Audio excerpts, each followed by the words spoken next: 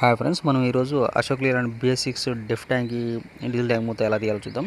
మనకి ఈ డెఫ్ ట్యాంక్ మూత మనకి బ్లూ కలర్ ఉంటుంది. సేమ్ మనకి ఇచ్చిన కీలలో బ్లూ కలర్ కీని ఇన్సర్ట్ చేసిన తర్వాత మనం యాంటీ క్లాక్ వైజ్గా కీ తిప్పాలి. తిప్పిన తర్వాత మనం ఆ క్యాప్ రొటేషన్ చేసేటప్పుడు ఒక్కడ హార్డ్ పడుతుంది. హార్డ్ పట్టిందంటే మనకు లాగు వచ్చేస్తుంది. మనకు హార్డ్ పట్టినప్పుడు మనకు ఆ క్యాప్ అనేది తిప్పంగానే ఒక్కడ మనకి ఆ క్యాప్ అనేది వచ్చేస్తుంది.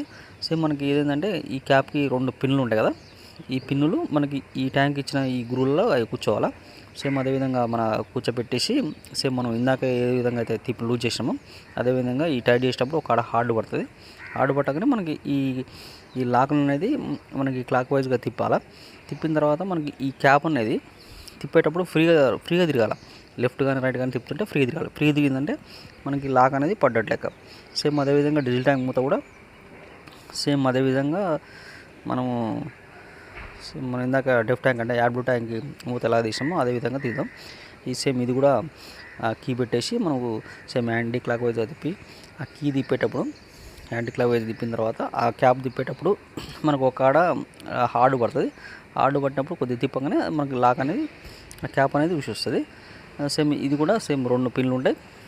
ఈ 2 పిన్లు మన ఈ 2 గ్రూలలో ఇన్సర్ట్ అవుతాయి.